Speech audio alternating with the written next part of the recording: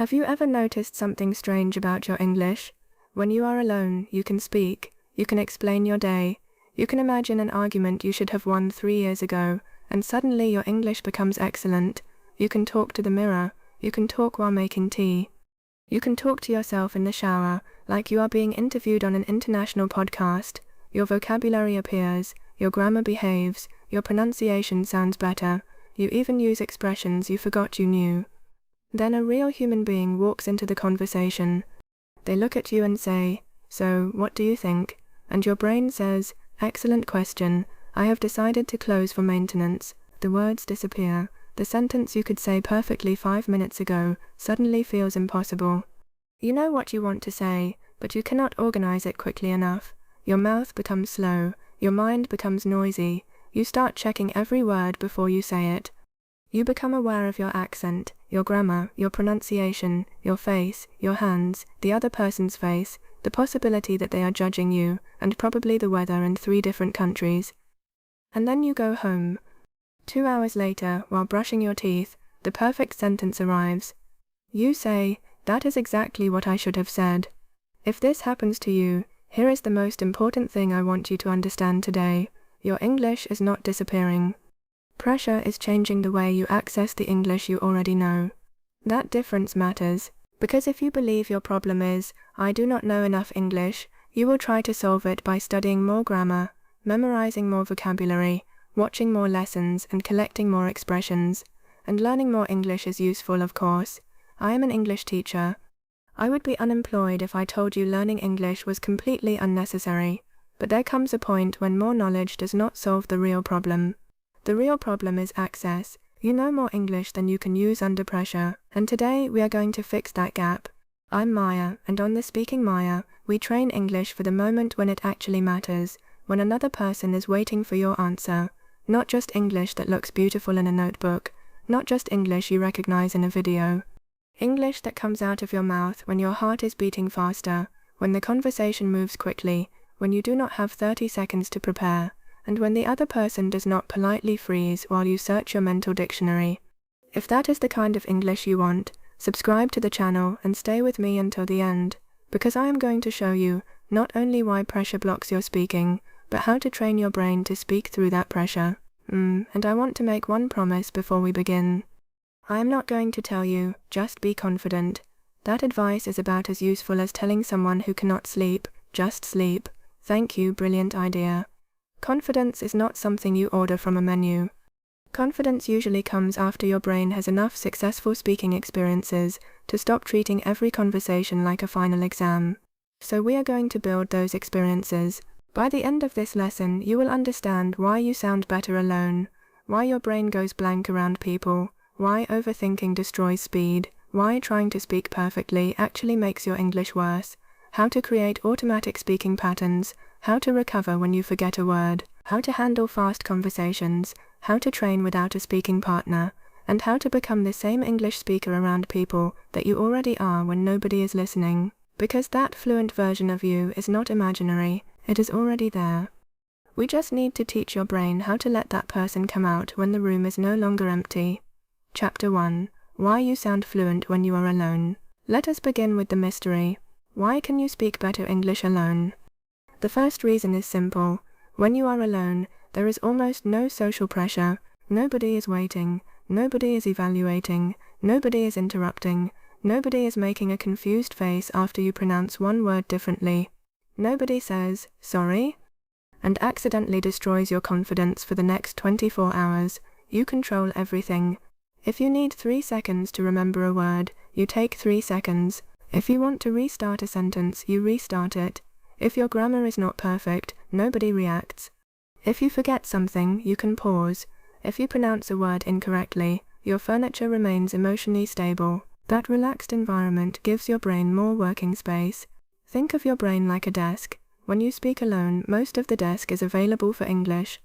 You can use that space to remember vocabulary, organize grammar, choose ideas, and pronounce the sentence. But when you speak with another person, suddenly the desk becomes crowded. Part of your attention is watching the listener. Do they understand me? Part of your attention is checking your grammar. Did I use the correct tense? Part of your attention is checking pronunciation. Did that sound strange? Part of your attention is preparing the next sentence. What do I say after this? Part of your attention is monitoring the conversation. Are they about to interrupt me? Part of your attention may be translating, how do I say this from my language into English? And part of your attention is doing something completely unnecessary but very common, imagining what the other person thinks about your English. Maybe they think my English is bad. Maybe they noticed my mistake. Maybe I sound stupid. Now your brain has the same desk but 10 different tasks are fighting for space. That is why you can know a word and still fail to remember it. The word has not disappeared from your memory. Your access to it has become slower because your attention is overloaded. This is one of the biggest misunderstandings among English learners. They say, I forgot all my English. Usually, no, you did not forget all your English in 7 seconds.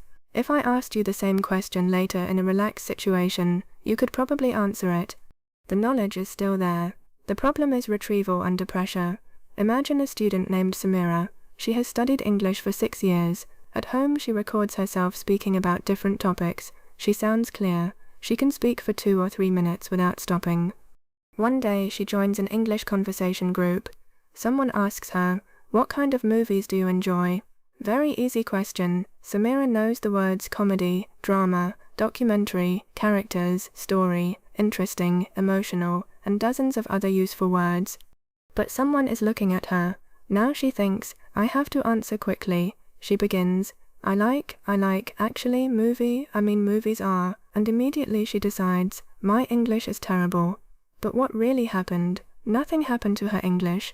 Her performance changed because the situation changed. And this leads us to an important distinction.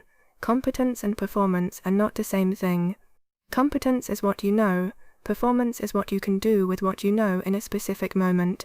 You may have enough English competence to hold a good conversation, but your performance may collapse when you feel pressure. This happens in many skills.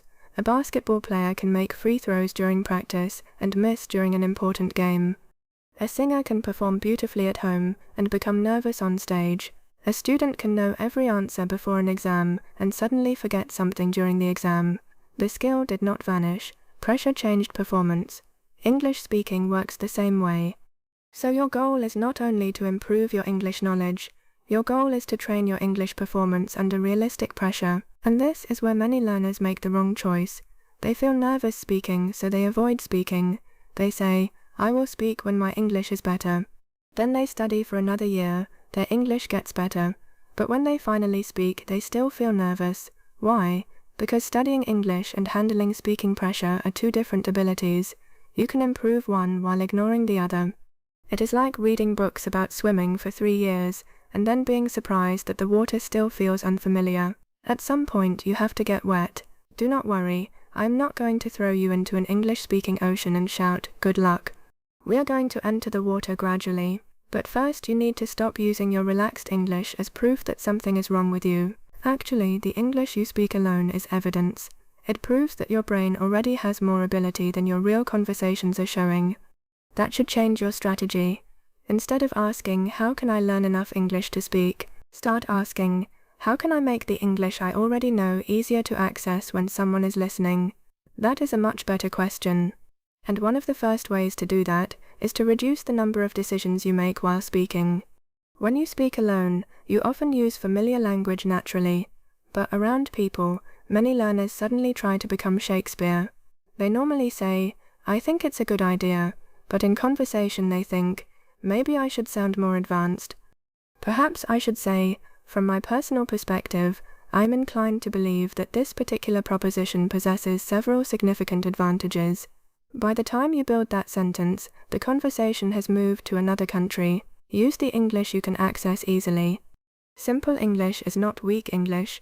Fast, clear, simple English is much more useful in conversation than advanced English that takes 40 seconds to construct. Let me give you an example. Someone asks, do you enjoy working from home? You could answer, yes, I do. I like the flexibility. I save time because I don't have to travel to work, and I can focus better at home. That is good English. You do not need to say, I derive considerable satisfaction from the enhanced flexibility afforded by remote professional arrangements. Unless you are applying for the position of Royal English Wizard, Please relax. Your speaking improves when your brain feels that the language is manageable. So here is your first practical exercise. Today, choose 5 simple questions. For example, what did you do yesterday? What kind of food do you like? What are you working on these days? What is something you want to improve? What do you usually do on weekends? Answer each question aloud when you are alone. But here is the important part. Do not prepare a perfect answer. Give yourself only 2 seconds before you begin, then answer for 30 seconds. You are teaching your brain a new rule. When I hear a question, I begin, not when I have the perfect sentence, not when I know every word I will use. I begin. If your answer is simple, good. If you make a mistake, continue. If you forget a word, describe it another way. You are not practicing English knowledge. You are practicing English access. And when you begin training access, something interesting happens. You stop seeing real conversations as moments where you must prove your English. You begin seeing them as opportunities to retrieve English quickly. That sounds like a small change, but psychologically it is huge, because proving yourself creates pressure.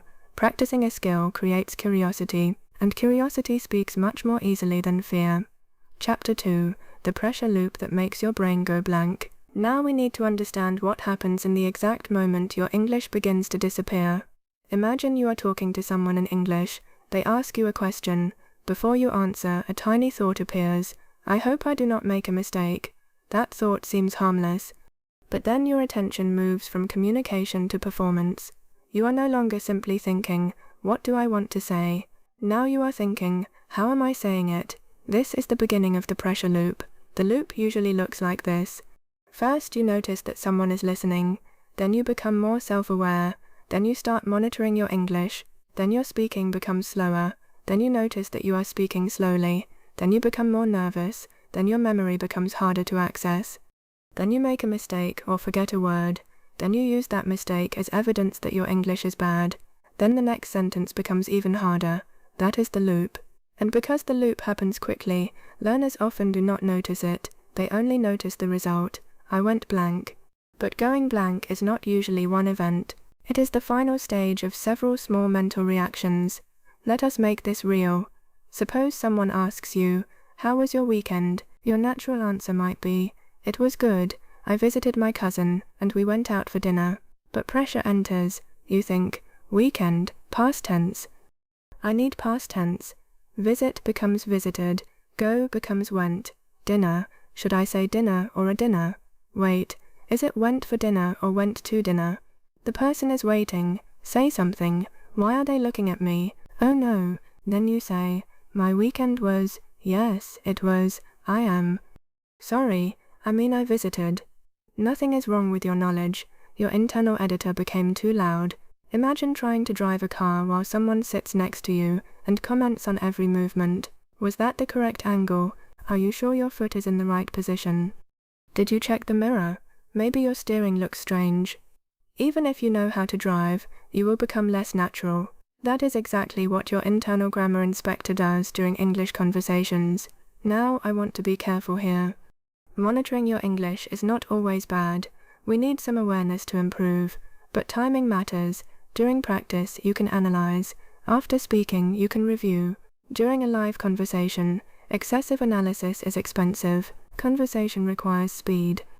If you inspect every sentence before you speak it, you are trying to perform 2 jobs at once, speaker and examiner, and the examiner is usually rude. The speaker says, I went to the store. The examiner says, are you sure? The speaker says, yes. The examiner says, interesting, because in 2019 you made a similar mistake. Please fire this employee. You need a different speaking system. During conversation, your first goal is meaning. Your second goal is continuation. Accuracy matters, but it cannot always be your first priority in real time. This is difficult for learners who have been trained mainly through school. School often teaches English as a subject where answers are right or wrong. You complete grammar exercises, you fill in blanks, you choose option A, B, C, or D. You get a score that teaches your brain an important lesson. English is something that is evaluated. Then you enter a real conversation. A person asks, what do you think about social media? And your brain behaves like the exam has started. Where are the 4 options? Where is the correct answer? How many points is this question worth? But conversation is not an exam. There is usually no perfect sentence. There are hundreds of possible ways to express the same idea. For example, I think social media is useful, but people spend too much time on it. In my opinion, social media has good and bad sides. I use social media, but I try not to use it too much. Honestly, I think it can be helpful, but it can also be distracting. All of these communicate. That is the game. Communication, not grammatical perfection. Now let us talk about the body, because pressure is not only a thought. You may feel your heart beating faster, your breathing may become shallow, your mouth may feel dry, your muscles may become tense, you may speak faster than usual, or much slower than usual. These physical reactions tell your brain something important is happening. And then your brain becomes even more alert. This is why one small mistake can feel much bigger in English than it actually is. You say the wrong preposition, nobody cares, but your brain plays dramatic music. I said in Monday instead of on Monday.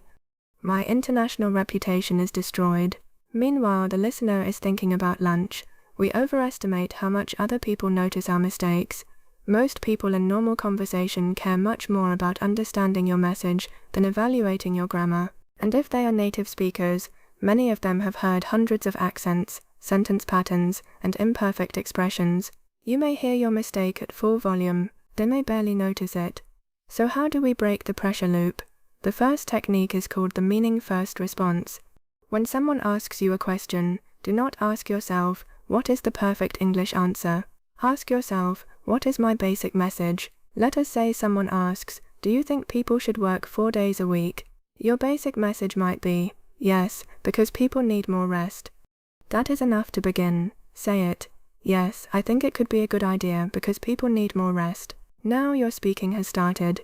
After that you can add detail. They might be more productive if they are less tired. Then maybe an example.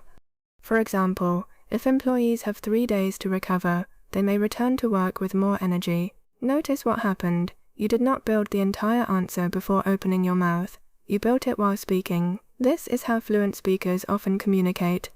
They do not always know the complete sentence before they start. They know the direction. Then language develops in real time. Many English learners wait until they have mentally completed the whole answer. That creates enormous pressure. Imagine someone asks you for directions. You do not need to calculate the entire route before you say the first word. You can begin. Go straight, then think. Then turn left at the bank. Then think. You'll see the station on your right. Speech can be built in pieces. The second technique is the permission sentence. Before entering an English conversation, tell yourself something like, I am allowed to speak imperfectly, not because mistakes do not matter, but because speaking is how you improve the exact skill you need. You're not giving yourself permission to be careless forever. You are giving yourself permission to keep communicating while your English develops. There is a big difference. The third technique is to slow your first sentence, not your whole conversation, just your first sentence. When nervous learners begin too quickly, they often create a speed they cannot maintain. Someone asks, what do you do? They immediately say, well actually I work in a, then their mouth and brain have a disagreement. Start at a comfortable pace. Well, I work in marketing. That first calm sentence tells your nervous system, we can handle this, then continue. The fourth technique is to stop apologizing for normal pauses. You are allowed to think. Native speakers pause. They say, let me think. That's a good question. I'm not sure, but how can I explain this? These are not signs of failure. These are conversation tools. Use them. If you need 2 seconds, say, let me think for a second. That feels much better than silently panicking. You are still in control of the conversation. And here is something I want you to notice this week. Whenever you freeze, ask yourself later, what happened in the 5 seconds before I froze? Did I start checking grammar? Did I worry about the listener? Did I try to use advanced vocabulary? Did I translate? Did I rush? Did I hear one mistake and lose focus? Do not simply say, I am bad at speaking. That diagnosis is too vague to help you. Find the mechanism. If you know the mechanism, you can train the solution. Maybe your problem is not vocabulary. Maybe your problem is the first 10 seconds of a conversation. Maybe your problem is not grammar. Maybe your problem is recovering after one mistake. Maybe your problem is not listening. Maybe your problem is trying to understand every word. Precision changes progress. When you stop saying, "My English is bad," and start saying, "I lose access to simple vocabulary when I feel watched," you now have something trainable. And that is the direction we are going. You are not trying to become fearless before you speak. You are training your brain to speak while some fear is still present. That is much more realistic. Because confidence does not always arrive first. Sometimes your voice goes first. Confidence follows after it sees that you survived. Chapter 3. Stop trying to build perfect sentences before you speak. One of the fastest ways to make yourself slow in English is to believe that you must finish a sentence in your head before you are allowed to say it. This sounds sensible. You think, if I prepare the sentence first, I will make fewer mistakes. Sometimes that works when you are writing. It works when you have time. It works when you are practicing a presentation. But real conversation does not politely wait while you mentally write a paragraph. Conversation moves, someone speaks, you react, they react to your reaction. The topic changes, you remember something, they interrupt, you laugh, you clarify, you disagree, you change your mind halfway through a sentence. That is normal human speech. Fluent speakers are not secretly writing perfect sentences in their heads at incredible speed. A lot of the time they start speaking with only a partial idea of where the sentence will go. This is important because many English learners have created a hidden rule: do not speak until the sentence is ready. That rule causes long pauses. Long pauses create pressure. Pressure makes retrieval harder. Then you think your English is weak. So we need a new rule. Start when the message is ready, not when the sentence is perfect. Let us see what this means. Imagine someone asks, "Why are you learning English?" Maybe your full answer is complicated. You want to say that English will help your career. You want to communicate internationally, you enjoy learning languages, and you want to feel more independent while traveling. If you try to organize all of that before you speak, you may freeze. Instead, begin with one clear piece. I'm learning English mainly for my career. Now you have started, then add another piece. I want to communicate more confidently at work. Then another. And I also want to travel without depending on other people. Then maybe something personal. I actually enjoy learning it too. Even though English and I have had some arguments. That is conversation. You built the answer while speaking. This ability is called online formulation. You are formulating language while communication is already happening, and you already do this in your first language. You do not normally prepare every sentence. You begin with an idea, then your language system finds a path. In English, however, learners often do not trust that process. They want certainty. They want to know the tense. They want to know the vocabulary. They want to know how the sentence ends. But speech requires tolerance for uncertainty. You need to become comfortable beginning before you can see the entire road. Now, does that mean speaking without thinking? No. It means thinking in smaller units. Instead of preparing a 15-word sentence, prepare a 3-word direction. For example, I agree because, I disagree because, the main reason is, in my experience, I think the problem is. What surprised me was, I used to think, one thing I noticed, these little structures are powerful because they give your mouth somewhere to begin while your brain prepares the next part. Let us call them launch phrases. Launch phrases are not complicated English.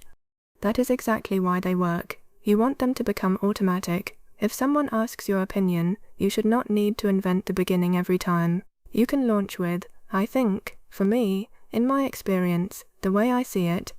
I'm not completely sure, but personally, I'd say, if someone asks you to explain a reason, the main reason is, I think it's because, one reason might be, what makes a difference is, if you need an example, for example, a good example is, let me give you an example. I had this experience once. If you need time, let me think. That's interesting. I've never thought about that. That's a good question. I'm not sure how to explain it, but these phrases reduce decision-making, and reducing decisions creates speed. Think about typing your password. If you have typed the same password hundreds of times, your fingers may know it almost automatically. You do not consciously think, now the third letter, now the number, now the capital. The pattern is stored. You want common speaking patterns to feel similar, not completely automatic of course, because conversation is flexible, but automatic enough that you do not spend mental energy building the basic structure. Here is where learners sometimes make another mistake. They memorize giant answers. For example, they prepare a 2-minute answer to "tell me about yourself." Then if the question changes slightly to "what are you doing these days?" their entire system collapses. Do not memorize speeches, memorize flexible pieces.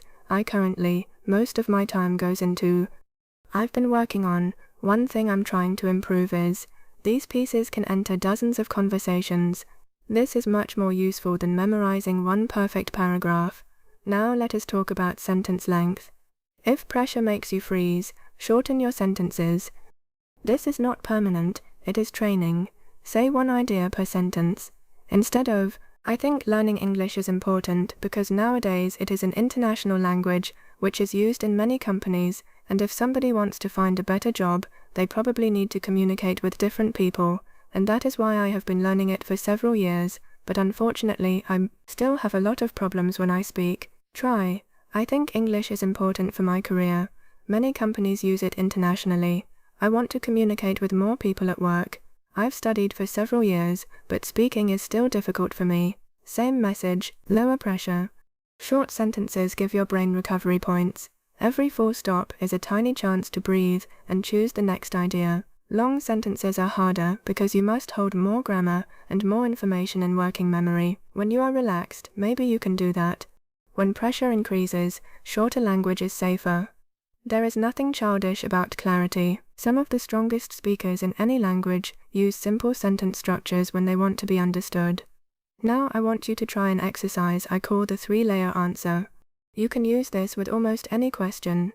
Layer 1, direct answer. Layer 2, reason. Layer 3, example or detail. Question, do you like living in a big city? Layer 1, yes, mostly. Layer 2, I like having lots of things nearby. Layer 3, for example, I can easily find restaurants, shops, and places to work. That is already a complete answer. Question, would you like to work abroad? Layer 1, yes, I would. Layer 2, I think it would help me grow professionally. Layer 3, I'd also get experience communicating with people from different backgrounds. Question, do you think children should have smartphones? Layer 1, not too early. Layer 2, I think they can become too dependent on them. Layer 3, for example, some children spend hours watching short videos instead of playing or talking to people. Notice how little planning you need. You only need to know the next layer. This approach turns a frightening question into 3 small jobs. Direct answer, reason, example. Now, if you want a longer answer, add a 4th layer, contrast. On the other hand, at the same time. But I can also understand why. Then add a 5th layer, conclusion.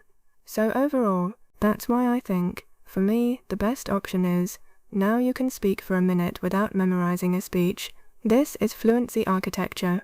You are building simple structures that support spontaneous language, and the more often you use them, the faster your brain recognizes what kind of answer to build. There is another benefit. When you know how to extend an answer, silence becomes less frightening. A lot of learners give one sentence and then panic. Someone asks, what do you do in your free time? They say, I watch movies. Then both people stand there like the internet connection has failed. But you can extend, I watch movies, especially thrillers. I usually watch something on the weekend because I don't have much time during the week. Recently, I watched a film with my brother, and we argued about the ending for 20 minutes. Now there is material for the other person to respond to. Conversation becomes easier when you give people handles. A handle is a detail they can grab. If you say, I like movies, the listener has limited options. If you say, I like old mystery movies, especially ones with unexpected endings, now they can ask about old movies, mysteries, favorite films, endings, or recommendations. Speaking well is not only about producing correct English, it is about creating conversational possibilities. And this leads us to a major mindset change. Stop measuring fluency only by speed. Some learners think fluent means fast, so they rush, they remove pauses, they swallow words, they try to sound like a video played at 1.5 speed. That is not fluency. Fluency is the ability to keep meaning moving.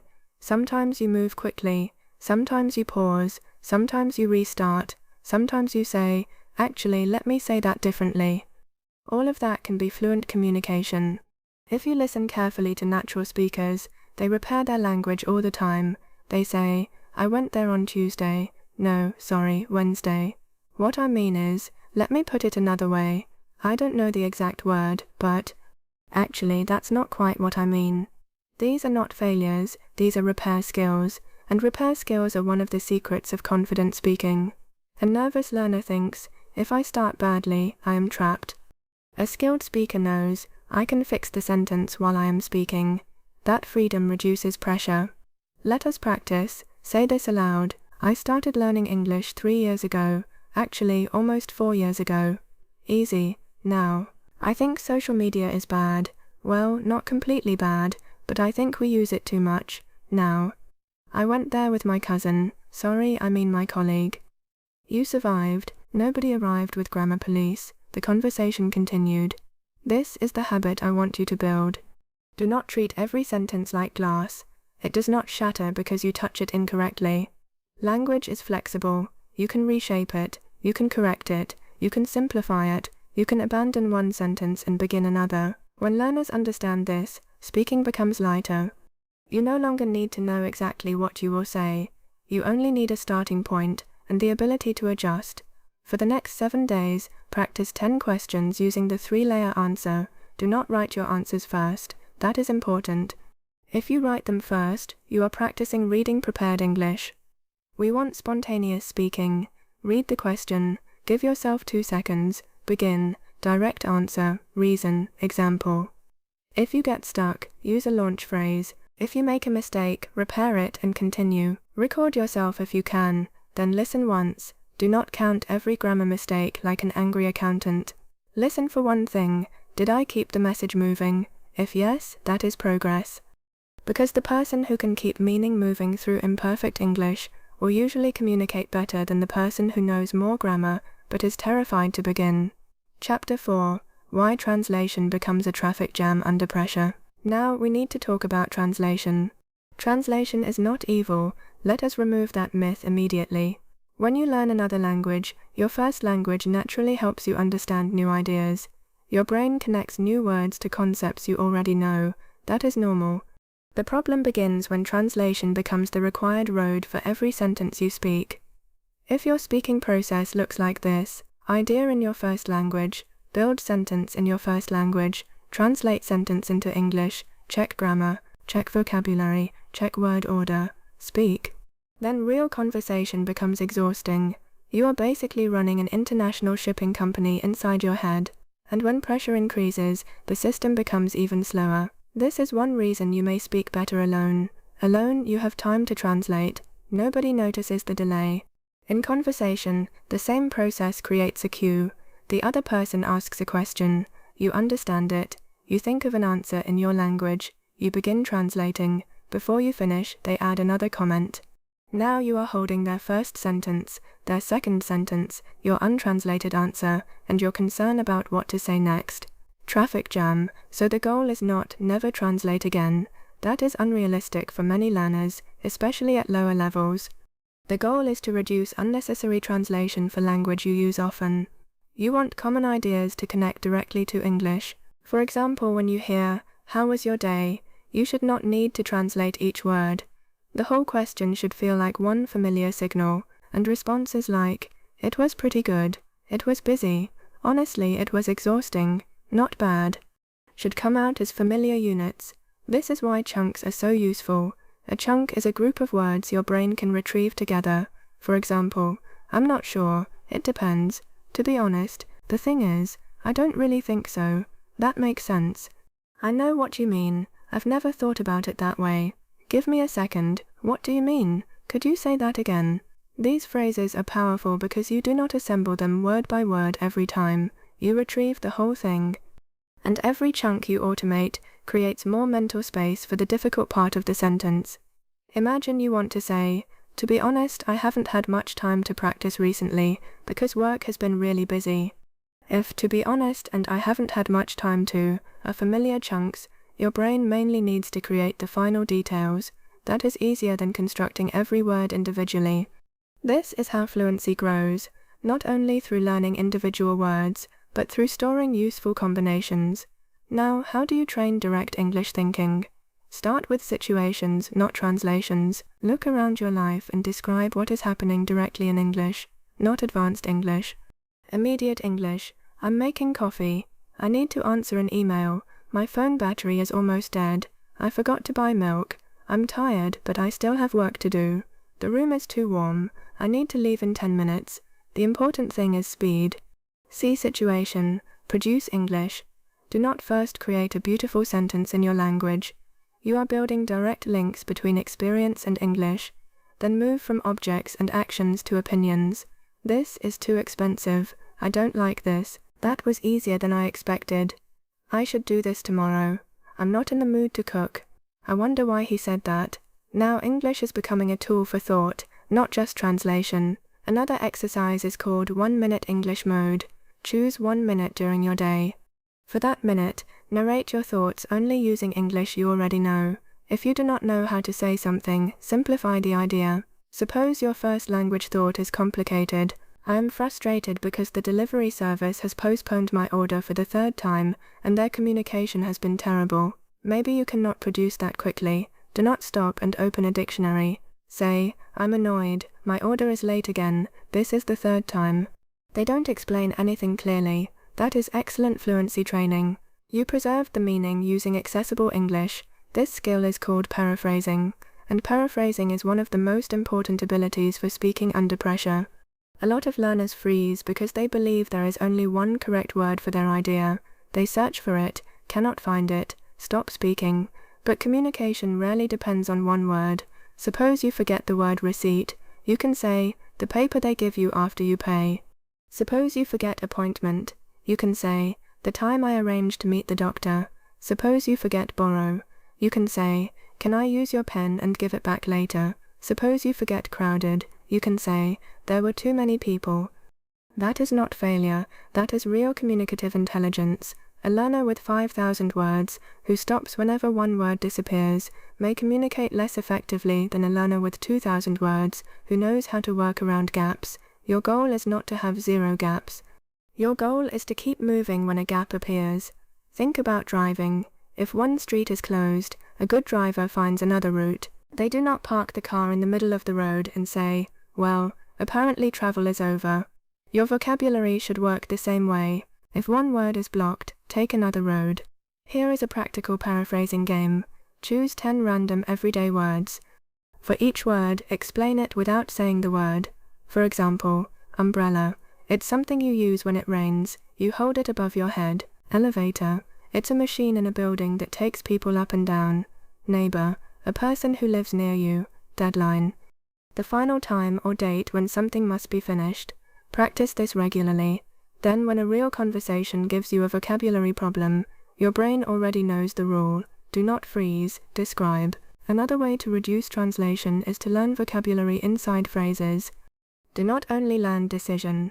Learn, make a decision, difficult decision, final decision. I haven't decided yet. I need to think about it. Do not only learn opinion. Learn, in my opinion, what's your opinion? I have a different opinion. I'm not sure what I think yet. Do not only learn agree. Learn, I agree with you. I completely agree. I agree to some extent. I'm not sure I agree. I see your point, but now your vocabulary comes with roads attached. This makes retrieval faster. And remember, retrieval speed matters more in conversation than dictionary size alone. Let me say that again because it can save you months of inefficient study. Knowing more words does not automatically make you a faster speaker. Being able to retrieve useful words and phrases quickly makes you a faster speaker. You can own a huge library and still take 20 minutes to find the book you need. Organization matters, repetition matters, context matters, automaticity matters. This is also why passive exposure is not enough. You may watch hundreds of hours of English and recognize thousands of phrases. Recognition feels good. You hear, that makes sense, and think, of course I know that. But can you produce it instantly when someone explains something to you? Those are different abilities. Recognition is, I understand it when I see or hear it. Recall is, I can produce it when I need it. Conversation depends heavily on recall. So whenever you learn useful English, do not only ask, Do I understand this? Ask, can I say this without looking? Can I use it in 3 different situations? Can I retrieve it in 2 seconds? That is a speaking question. Take the phrase, it depends on. You understand it. Good. Now use it. Do you like working alone? It depends on the task. Is living in a big city better? It depends on your lifestyle. Should people study English every day? It depends on their goals, but regular practice definitely helps. Now the phrase becomes available. This is how you build an English brain that reacts, not by forcing yourself never to think in your first language, but by making frequently used English so familiar that translation becomes unnecessary. There is also a psychological benefit. Direct English is often simpler than translated English. Your first language may contain sophisticated thoughts and structures you have used for decades. When you try to translate them exactly, you demand an English level equal to your first language level. That is a very high demand. You may think in your language, although I understand the potential advantages of the proposal, I remain somewhat skeptical about whether it can be implemented effectively in our current circumstances. Then you try to reproduce every shade in English. Pressure. Instead ask, what is the core meaning? I understand the benefits, but I'm not sure it would work well in our situation. Clear, natural, speakable. Do not confuse linguistic complexity with intellectual intelligence. Using simpler English does not make your idea stupid. It makes your current English efficient. A smart speaker knows how to adapt the message to the language available. So for the next week, I want you to create 20 personal chunks, not random textbook expressions, phrases you actually need. Maybe you often talk about work. I'm responsible for. I'm currently working on. We're trying to improve. The biggest challenges. Maybe you often talk about learning English. I've been learning English for. My main problem is, I understand more than I can speak. I'm trying to become more confident. Maybe you meet new people. What do you do? How do you know everyone here? Have you been here before? What kind of work are you in? Choose language that belongs to your life. Repeat it aloud. Use it in different sentences. Make it familiar enough that your mouth does not need a committee meeting before saying it. That is how you remove traffic from the road. One chunk at a time. Chapter 5. The fear of judgment is stealing your attention. Now we come to the social part of the problem. For many learners, the hardest part of speaking English is not English. It is being seen while speaking English. That is different. You may know exactly what to say, but the presence of another person changes the experience, because speaking is no longer private. Your English becomes visible. Your accent becomes visible. Your uncertainty becomes visible. Your mistakes become visible. And if you care deeply about appearing intelligent, competent, professional, or educated, speaking a language you have not fully mastered can feel uncomfortable.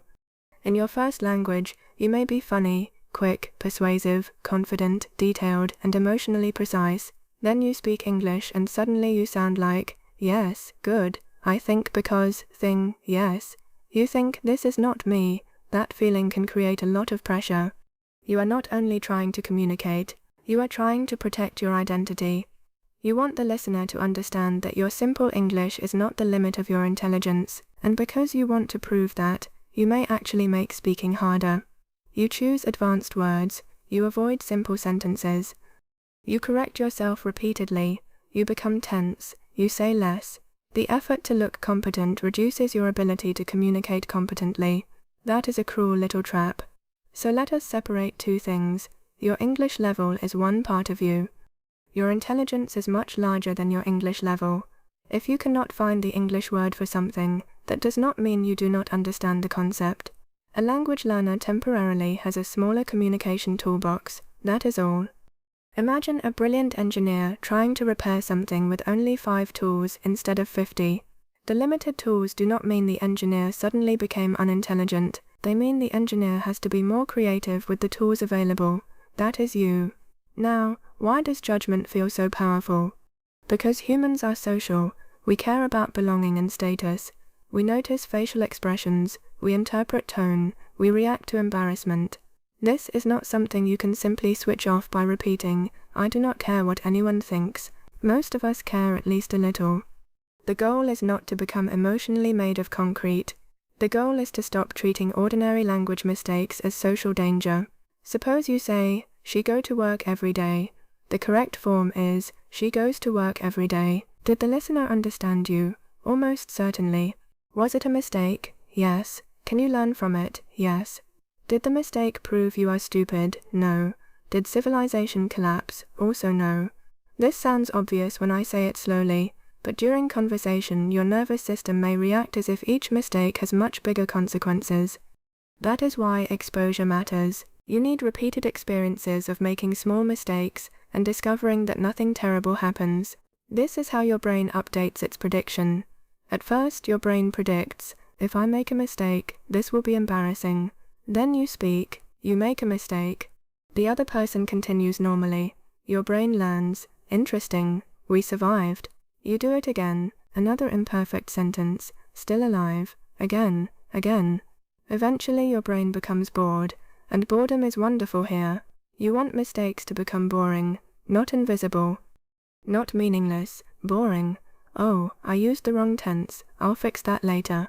That is healthy. Compare it with, I used the wrong tense, I should stop speaking until 2042. Not helpful. Now let us talk about faces. English learners sometimes become detectives of the listener's face. The other person raises one eyebrow. You think, they hate my English. Maybe their eyebrow is itchy. They look away. You think, I'm boring. Maybe they heard a sound. They say, sorry? You think, my pronunciation is terrible. Maybe the room was noisy. Do not build a complete psychological documentary from one facial expression. Your job is not to manage every thought in the listener's mind. Your job is to communicate. If they do not understand, clarify. That is normal. There is a phrase I want you to learn. Let me say that another way. This phrase is powerful because it transforms misunderstanding from failure into a simple communication problem. Listener, sorry, what do you mean? You. Let me say that another way. I mean the project is good, but we don't have enough time to finish it properly. Done. No drama. Another useful phrase. I don't know the exact word, but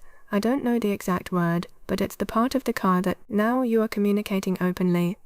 Confident speakers do not always hide uncertainty. Sometimes they name it.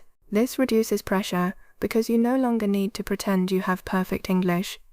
You can simply use the English you have. Let us also discuss accents. Many learners are so focused on sounding native that they become afraid of their own voice. Your goal should be understandable pronunciation, not the destruction of every trace of your linguistic background. You can improve pronunciation, you can improve rhythm, you can improve stress, you can make speech clearer, all of that is excellent. But if your standard for speaking is, I must sound exactly like someone who grew up in London or New York, you may create unnecessary shame around normal variation. English is spoken around the world by people with countless accents. Clear beats fake, comfortable beats forced, understandable beats perfect imitation. Sometimes an accent can even become part of a person's recognizable voice. So improve what interferes with understanding. Do not attack every difference simply because it sounds like you. Now there is another form of judgment, self-judgment after the conversation. This one is exhausting. You finish a 5-minute English conversation. 4 minutes and 50 seconds went reasonably well. You communicated, you understood, the other person understood. But you made one grammar mistake and forgot one word. For the next hour, your brain plays only those 8 seconds. Why did I say that? I sounded ridiculous. I knew that word. You ignore all evidence of success. This creates a negative memory of speaking. Then next time your brain says, last time was bad, pressure increases before you even start. We need to change your review process. After a conversation, ask 3 questions. First, what did I successfully communicate? Second, where did I get stuck?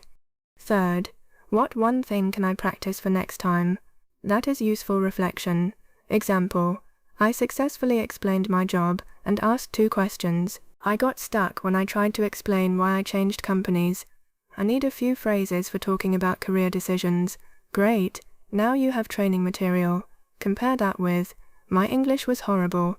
What exactly should you practice from that sentence? Nothing. It is emotional noise, not feedback. Specific feedback improves skills. Global self-judgment destroys motivation. And remember, your goal is not to protect yourself from every awkward moment. Awkward moments are part of learning. You may use the wrong word and create a funny sentence. You may misunderstand someone, you may answer a different question, you may pronounce something in a way that causes confusion. Welcome to language learning. Native speakers misunderstand each other too. They say the wrong thing, they forget words, they begin a sentence and lose the ending. They tell a story and realize halfway through that it has no point. This is an international human tradition. You are allowed to participate. Now I want to give you a social pressure ladder. Do not jump from talking alone directly into a high-stakes job interview and expect your brain to feel relaxed. Build levels. Level 1. Speak aloud alone. Level 2. Record a voice note that nobody else will hear. Level 3. Send a short English voice message to someone you trust. Level 4. Have a 5-minute English conversation with a supportive person. Level 5. Ask a stranger a simple question in English when appropriate. Level 6. Join a group conversation. Level 7. Speak in a higher stakes situation such as a meeting, presentation, interview, or professional call. Your levels may be different. That is fine. The principle is gradual exposure. You want enough challenge to create adaptation, but not so much challenge that every experience feels overwhelming. If 5 minutes feels difficult, do 2 minutes, then 3, then 5. This is not weakness, this is training design. A weightlifter does not begin with the heaviest weight in the gym. They increase the load. Speaking pressure can be trained the same way. And there is one more thing you need to practice: letting people wait, not for 20 seconds, just for a normal moment. When someone asks a question, you do not have to answer in 0.2 seconds. Say, "Let me think." I'd probably say, "That's a good question. Honestly, I'm not sure," but those phrases create a small buffer. The listener knows you are thinking. You know you have time. 2 seconds can be enough for your vocabulary to arrive, and the more often you use these buffers calmly, the less your brain interprets silence as failure. Silence is not always failure. Sometimes silence is processing. Professional speakers pause, teachers pause, managers pause, interviewees pause, people thinking carefully pause. You can too. Here is your challenge. In your next English conversation, intentionally allow one natural pause. Do not fill it with because you are terrified. Do not apologize. Think, then speak. This teaches your brain something powerful. I can be seen thinking in English, and I am still okay. That is confidence at a deeper level. Not "I never struggle," but "I can struggle for a moment without collapsing." Once you develop that ability, other people lose some of their power over your speaking. Their presence no longer automatically turns on the alarm. They become what they should have been all along. A person you are communicating with, not a judge, not an examiner, not a jury, just a person. And most people are far more interested in what you are saying than in whether every verb received the correct ending. Chapter 6. Train your English for speed, not just knowledge. A lot of English practice is designed to help you know the answer. Speaking requires something extra. You need to find the answer quickly enough to use it. That sounds obvious, but most learners do not train retrieval speed directly. They study vocabulary lists, they read grammar explanations, they watch videos, they complete exercises, they may understand everything. Then someone asks a basic question in a real conversation, and the answer takes too long to arrive. This creates a very frustrating feeling. I know this, why can't I say it? Because knowing and retrieving are different stages of learning. Imagine your English vocabulary is stored in a giant warehouse. You own thousands of useful words. Wonderful. But if the lights are off, nothing is labeled, and the employee responsible for finding the words takes 15 minutes. The size of the warehouse does not help much during a conversation. Speaking practice organizes the warehouse. Repeated retrieval creates clear paths. Frequently used language moves closer to the door. And speed training teaches the employee to stop taking a coffee break every time somebody asks for an adjective. So how do we train speed without creating panic? We use short response windows. I want you to become comfortable beginning an answer in 2 or 3 seconds, not finishing the answer, beginning. This distinction matters. If I ask, "What did you eat for breakfast?" you do not need a beautiful introduction. You can begin, "I had eggs and toast." If I ask, "Would you rather live near the beach or in the mountains?" begin, "Probably near the beach," then explain. If I ask, "What is one habit you want to change?" begin, "I want to stop checking my phone so much," then continue. The goal is to build a fast start reflex. Why? Because the first sentence is often the hardest. Before the first sentence, pressure grows. After the first sentence, momentum begins. Many learners spend too long standing at the door. We want you to enter the conversation. Here is a drill you can do alone. Prepare 20 ordinary questions. Put them in random order. Read one question. Count silently. 1, 2, Bermudonains. Begin answering. Do not rehearse. Do not rehearse. Do not restart, because the first sentence was not elegant. Answer for 20 to 30 seconds. Then move immediately to the next question. Questions can be simple. What do you usually do after work? What was the last thing you bought? Who do you talk to most often? What is difficult about your job? Would you like to live in another country? What food could you eat every week? What makes a good friend? Do you prefer mornings or evenings? What is something you learned recently? What is one thing that wastes your time? The simplicity is intentional. We are not testing intelligence. We are training access. If the question itself requires 10 minutes of philosophical reflection, you are practicing philosophy, not quick English. Start simple, then increase difficulty. Now there is a second speed skill, association. Fluent speakers do not search their entire vocabulary from zero after each word. One idea activates related language. If I say travel, your brain may activate airport, hotel, ticket, passport, flight, luggage, book a room, miss a flight, go abroad, take a trip. If I say work, you may activate meeting, deadline, manager, client, project, salary, busy, finish, schedule, work from home. This network helps speech move faster. You can train it. Choose a topic. Say 10 related words or phrases as quickly as you comfortably can. Topic: restaurants, menu, waiter, order, table, bill, food, reservation, busy, delicious, service. Then make sentences. I usually make a reservation if the restaurant is busy. I hate waiting a long time for the bill. I like trying new dishes. Now those words become active. This is especially useful before situations you can predict. If you have a job interview tomorrow, activate career language.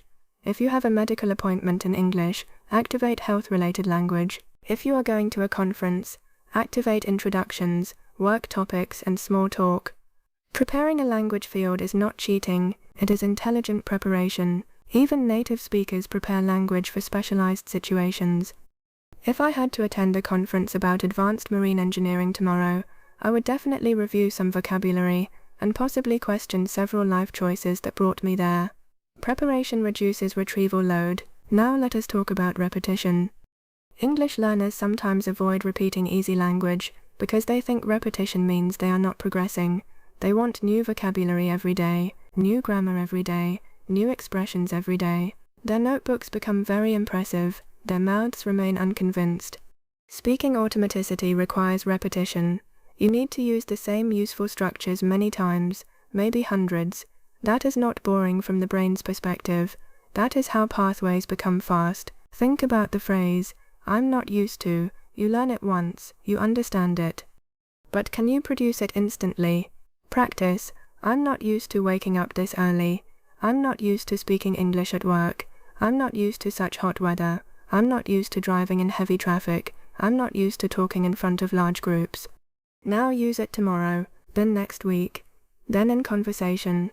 Eventually the phrase becomes a tool, rather than a fact you studied. This is the difference between knowing English and owning English. You own language when it appears when you need it. Another speed drill is the substitution drill. Take a simple sentence frame. I usually underscore, because underscore, then fill it quickly. I usually walk to work, because I live nearby. I usually cook at home, because eating out is expensive. I usually study at night, because it's quieter. I usually call my mother in the evening because she's free then. Same structure, different content. Your brain learns the frame so deeply that it can focus on meaning. Try another.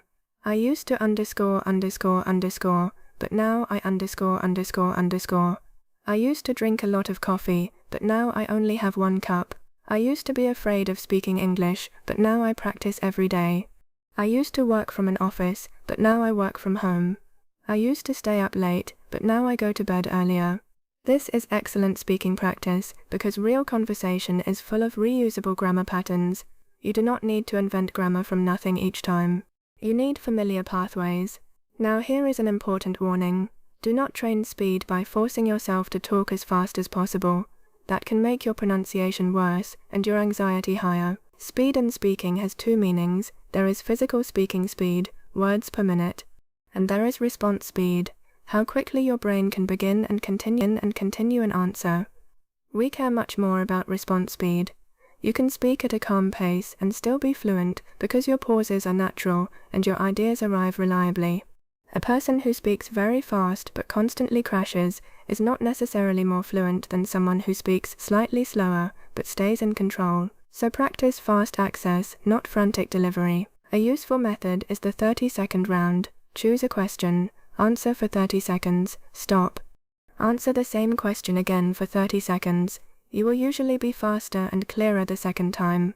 Then answer a third time, but change the wording. Why is this useful? The first round shows you where retrieval is slow. The second round strengthens the path. The third round prevents pure memorization. For example, question: why do you want to improve your English? First round: I want to improve my English because for work it is important and sometimes I have meeting and I don't speak very good. You found the difficulty. Second round: I want to improve my English mainly for work. I sometimes have meetings in English and I want to speak more confidently, better. Third round: my main reason is my job.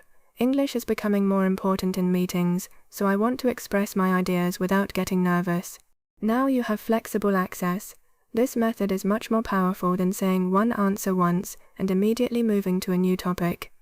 Repetition with variation creates fluency. Another excellent exercise is the one-word prompt.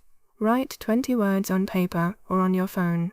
Words like rain, school, money, weekend, coffee, family, technology, travel, stress, music.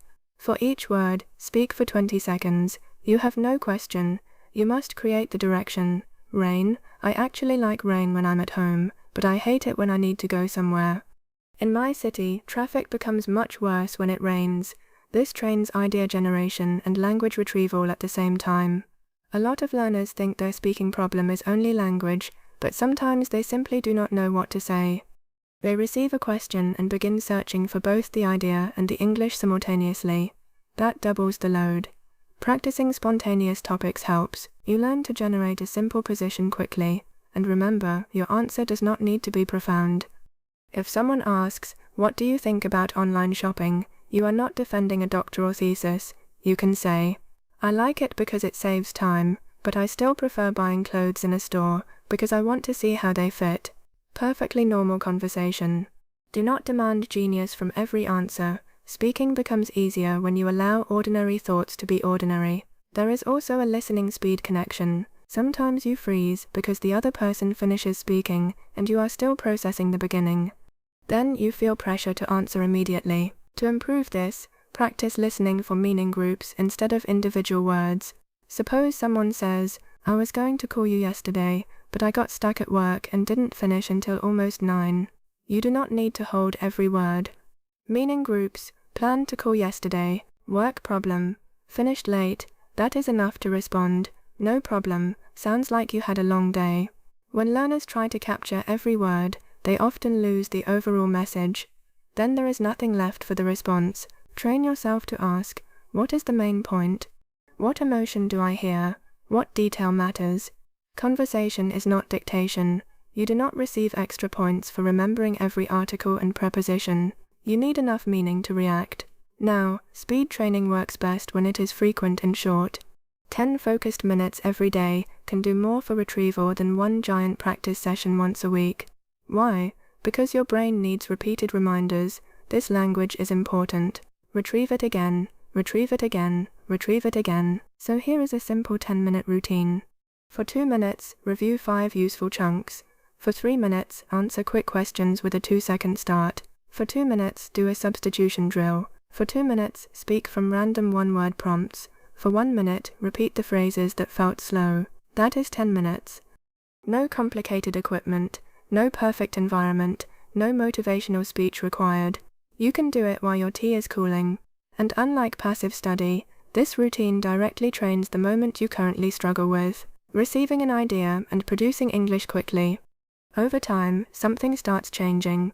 The gap between thought and speech becomes smaller. You stop experiencing every sentence as construction. More language arrives as familiar units. Your beginning becomes faster, and because you begin faster, pressure has less time to grow. That is the beautiful feedback loop we want. Faster access creates calmer speaking. Calmer speaking creates better access. Better access creates more successful conversations. Successful conversations create confidence. Notice where confidence appears. At the end of the chain, not at the beginning. You do not sit at home waiting to magically feel like a fearless English speaker. You train the mechanics until your brain gathers enough evidence to say, maybe we can actually do this. Chapter 7. Learn to survive the moment you forget a word. You are going to forget words, I know. Terrible news. Even after years of learning English, you will sometimes know a word on Monday and lose it completely on Tuesday at 3:17 p.m. This happens in every language. People forget names, they forget technical terms. They forget the word for an object they have used every day for 20 years and say, can you give me the thing for opening this? Human memory is not a vending machine. Sometimes you press the button and the snack refuses to fall. The problem is not forgetting. The problem is what you do next. Many learners have one recovery strategy: freeze. They search for the missing word with increasing panic. The conversation stops, the listener waits, pressure rises. Now even more vocabulary becomes difficult to access. So one missing word causes an entire system failure. We need redundancy. In engineering, a system is stronger when it has backup options. Your speaking needs backup options too. The first backup is description. If you forget the noun, describe what it does. I don't know the word, but it's something you use too. If you forget the adjective, explain the quality. It was very, not exactly dangerous, but I didn't feel safe. If you forget the verb, explain the action. I can't remember the verb. He took the money and promised to give it back later. The listener may say, borrowed? Yes, borrowed. He borrowed the money. Excellent. Conversation repaired. This is not embarrassing. This is how communication works. Your second backup is general vocabulary. Specific word missing. Use a broader word. You forget colleague. Say someone I work with. You forget pharmacy. Say the shop where you buy medicine. You forget landlord. Say the person who owns the apartment I rent. You forget refund. Say get my money back. Notice how powerful basic English becomes when you know how to use it flexibly. This is why I tell learners not to disrespect simple words. Words like person, thing, place, get, make, do, use, happen, problem, change, work, help can rescue you constantly. Advanced vocabulary is wonderful, but basic vocabulary is your emergency kit. Your third backup is approximation. Maybe you cannot remember exhausted. Say really tired. Cannot remember furious. Say very angry. Cannot remember purchase. Say buy. Cannot remember residence. Say home. Sometimes learners reject an easy word because they know a more advanced word exists. That is like refusing a bicycle because you cannot find your sports car. Please just get to the destination. Your fourth backup is asking, what do you call the thing that? What's the word for?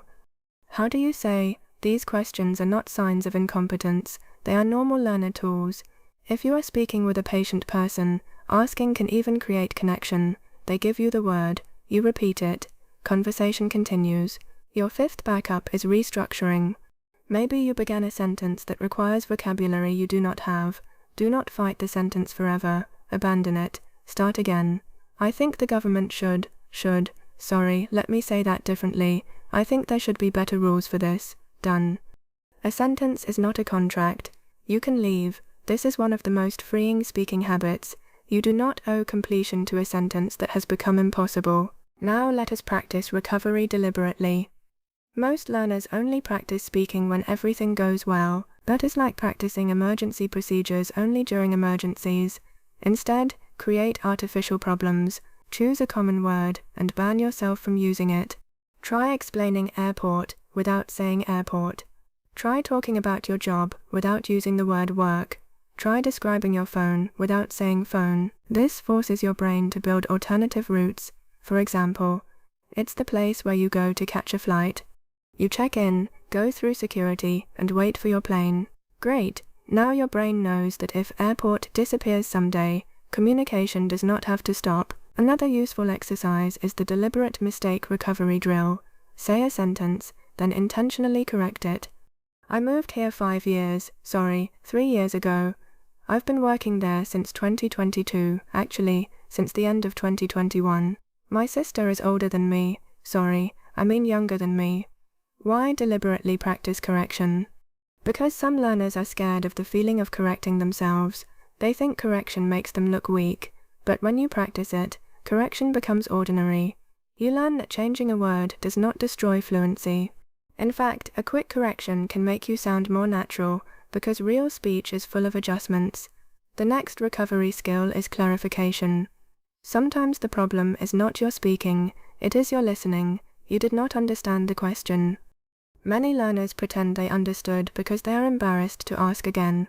Then they answer something unrelated. The listener becomes confused. Now pressure increases. Please ask. Sorry, could you say that again? Could you say that a little more slowly? Do you mean? I didn't catch the last part. What does ___ mean? These phrases protect the conversation. Do not say yes to a sentence you did not understand and hope destiny will handle the rest. Clarify. And there is a very important distinction between I did not understand and my English is bad. Those are not the same. Maybe the speaker talked too fast. Maybe there was background noise. Maybe they used slang. Maybe they changed topic suddenly. Maybe you missed one key word. Do not turn every listening difficulty into a judgment about your entire English ability. Solve the immediate problem. Sorry, what did you say after meeting? Very specific, very useful. Now let us discuss the emotional moment after a mistake. This is where many learners lose the conversation. They make one error, then half of their mind stays behind thinking about it.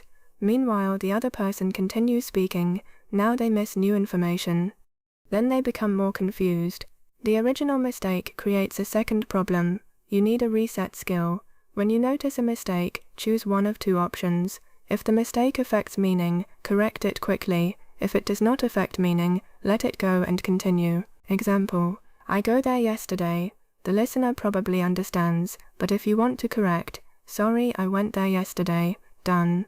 Do not mentally write an essay about why you used present tense. Continue. Example: I have 2 brothers. Meaning is clear. You can correct if you notice 2 brothers, then move on, or leave it and keep speaking. You can review grammar later. Conversation time is expensive. Do not spend 30 seconds emotionally negotiating with one missing S. Another recovery tool is the anchor phrase. When your mind goes blank, have 3 phrases you can say automatically. For example, let me think for a second. How can I explain this? What I'm trying to say is, practice these until they require almost no thought. Then when the blank moment arrives, use one.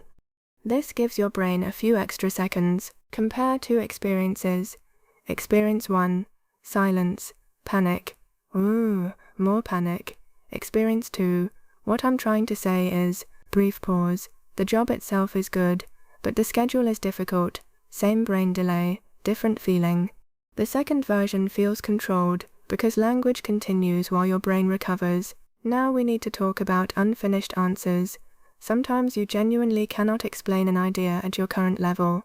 That is okay, you can simplify or acknowledge it. It's difficult for me to explain in English, but basically, I don't know enough vocabulary for this topic, but I think there's more I want to say, but the main point is, this is mature communication. You are setting the boundary of your current language without disappearing from the conversation. Remember, the listener does not need access to every thought in your brain. They need enough to understand your main message. Your first language may contain a 10-layer idea. Your English may currently communicate 6 layers. That is still communication. And those 6 layers grow with practice. Here is a challenge for the next few days. During every English practice session, intentionally include recovery. Do not only practice perfect responses. At least once, stop and say, let me say that another way. At least once, describe a word instead of using it. At least once, correct yourself and continue. At least once, ask an imaginary listener for clarification. Why? Because under pressure you do not rise magically to your best knowledge. You rely heavily on habits. If recovery is a habit, mistakes become small. If freezing is a habit, mistakes become walls. We want mistakes to become speed bumps. You notice them, you adjust, you keep driving. That is one of the biggest differences between a learner who sounds nervous and a learner who sounds confident.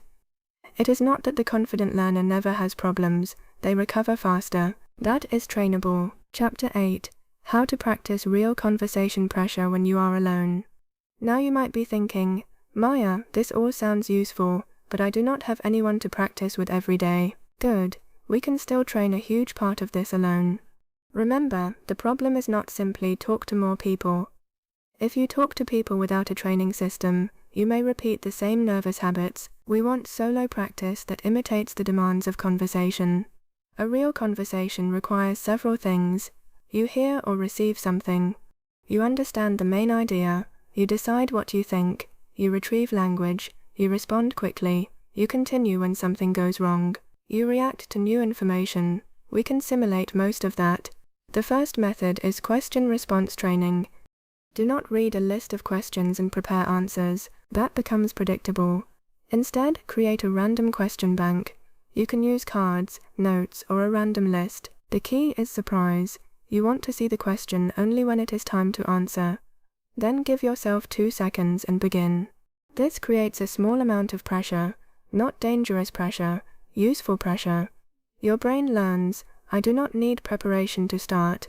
The second method is interruption training. This sounds strange, but it is powerful. Set a timer to make a sound at random intervals, or simply stop yourself halfway through an answer. Then restart from a different angle. For example, I think working from home is useful because, stop, restart. The biggest advantage for me is the time I save. Why practice interruption? Because real people interrupt. They ask follow-up questions, they change topics. If your fluency depends on completing a prepared path, interruption can destroy you. We want flexible speaking. You should be able to leave one road and enter another. The third method is follow-up chains. Ask yourself one question, answer it, then create a natural follow-up question based on your own answer. Example, what do you do on weekends? I usually spend time with my family and catch up on things I couldn't do during the week. Follow-up, what kind of things? I usually do some shopping, clean the apartment, and sometimes meet friends. Follow-up, do you prefer busy weekends or quiet weekends? Definitely quiet weekends. My weekdays are already busy. Follow-up, what is your ideal quiet weekend? Now you are building conversational depth. Many learners can answer the first question but struggle with the fourth because they have only practiced isolated textbook prompts. Real conversation goes deeper. Practice chains of 5 questions. This teaches your brain to stay on a topic. The fourth method is reaction training. Conversation is not only answering questions, you also react. If someone tells you, I finally got the job, you might say, that's great, congratulations, when do you start? If someone says, I was stuck in traffic for 2 hours. That sounds awful, was there an accident? If someone says, I'm thinking about moving to another city. Really, what made you consider that? If someone says, I've never tried coffee. Seriously, not even once? Reactions make you sound present, and they buy time. When you react naturally, the conversation does not always require an immediate long answer from you. Learn reaction chunks. No way. Really? That's interesting. That sounds difficult. That makes sense. I can understand that. Good for you. That must have been frustrating. I know what you mean. Exactly. Not necessarily. I'm not sure about that. Then add a question. That sounds difficult. How did you deal with it? Now you are participating without carrying the entire conversation on your back. A lot of speaking pressure comes from the belief that you must constantly produce impressive English. You do not. Good conversation includes listening, reacting, asking, clarifying, and adding. Sometimes the best thing you can say is, really, what happened next? That is 5 words, and suddenly the other person speaks for another minute. Very efficient, I approve. The fifth method is shadow and answer practice. Choose a short piece of natural English audio appropriate for your level. Listen to one sentence or short section. Repeat it to train rhythm. Then pause and respond to the meaning. Suppose the speaker says, "I've been trying to wake up earlier, but I keep going to bed too late." You repeat the sentence, then answer, "I have the same problem. I always plan to sleep early, but somehow I'm still looking at my phone at midnight." Now you are connecting listening to speaking. This is much closer to conversation than simply repeating audio. You are training the transition. Hear English, understand, react in English. That transition is exactly where many learners freeze. The sixth method is role switching. Create both sides of a short conversation. For example, "Hi, have you been waiting long?" "Not really, maybe 5 minutes." "Sorry, traffic was terrible." "No problem, it's always bad around this time." "Do you want to get something to drink first?" "Sure, I could definitely use a coffee." Then switch topic. Do not write the conversation first, create it aloud. This forces you to generate questions and answers. It also teaches you common conversational patterns. Another version is disagreement practice. Ask yourself an opinion question, give one position, then argue the opposite position. Question: is working from home better than working in an office? Position 1: yes, because it saves commuting time and gives people more flexibility. Opposite: but offices can make communication easier, and some people focus better when they are away from home. This is wonderful for vocabulary flexibility. You learn to speak even when the idea is not your automatic answer. It also helps in real discussions where another person challenges your point. The seventh method is pressure recording.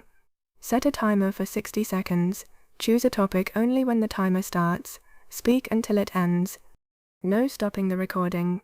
No deleting because of a mistake. No restarting because your first sentence sounded strange. This rule matters. If you constantly restart recordings, you are training perfectionism. Real conversations do not have a delete button. You cannot tell the other person, "Sorry, version 1 had a grammar error. Please forget the last 12 seconds. We are recording take 2. Your practice should include continuity. At the end, listen once. Choose one success and one improvement. Success: I kept speaking even when I forgot a word. Improvement: I used "you know" too many times. Then record again. Do not collect 20 criticisms. One improvement. Your brain learns better from focused feedback. The eighth method is speaking with background difficulty. Once your basic solo speaking becomes comfortable, add mild distractions. Walk while speaking. Fold clothes while answering questions. Stand instead of sitting. Practice after a normal workday when your brain is slightly tired. Why? Because real conversations do not always happen in perfect laboratory conditions. You may speak English while walking, driving, waiting, working, or thinking about something else. We want robust access, but keep the difficulty mild. Do not practice while doing something dangerous or something that requires full attention. The goal is not to make English miserable. The goal is to show your brain that it can retrieve language outside the perfect study environment. The ninth method is emotional variation. Answer the same question in different emotional tones. Question: how was your day? Neutral: it was fine. I had a few meetings and finished some work. Excitedly: great. We finally finished a project we've been working on for weeks. Frustrated: honestly, it was exhausting. Everything took longer than expected. Humorous: it was productive, which is a professional way of saying I answered emails until my soul left my body. Emotion changes vocabulary, rhythm, and expression. Real conversation is emotional. If all your practice sounds like a student reading an exam answer, spontaneous human conversation will feel unfamiliar. The 10th method is unpredictability. Ask someone you know to send you 10 random English questions as voice messages. Do not ask them to make the questions easy. When you receive one, play it once or twice, and immediately record your answer. This creates real listener pressure without requiring a live call. You know another person may hear your response. That small social element is useful. Start with someone supportive. Remember the pressure ladder. Now, how long should you practice? You do not need 3 hours. In fact, very long speaking practice can become lazy. You repeat familiar language without concentration. 15 to 20 focused minutes can be excellent. Here is a 15-minute solo pressure routine. For 3 minutes, quick questions with a 2-second start. For 3 minutes, follow-up chains. For 3 minutes, shadow and answer. For 3 minutes, 60-second pressure recordings. For 3 minutes, review difficult phrases and repeat them in new contexts. That is strong practice. If you do it 4 or 5 times a week, you are training far more than vocabulary, you are training reaction. Now I want to talk about a mistake learners make with recording. They hate their recorded voice. Welcome to the club. Many people dislike hearing themselves recorded, even in their first language. Do not turn that discomfort into a conclusion about your English. Listen like a coach, not like an enemy. A coach asks, "Can I understand the message? Where did the speaker hesitate? Which words were unclear? Was the answer organized? What improved from last week?" An enemy says, "My voice sounds weird, delete everything." The enemy is not useful. Your recording is data, that is all. Also, do not expect your solo practice to remove all nervousness before real conversations. It will not. The presence of a real person adds something practice cannot fully reproduce. That is why eventually you need real interaction. But solo pressure training reduces the distance. Instead of going from zero pressure study to full pressure conversation, you build a middle zone, and that middle zone makes the next step much easier. Think of it this way. Right now, maybe your English has 2 versions. Version A appears alone, relaxed, expressive, capable. Version B appears with people, careful, slow, nervous.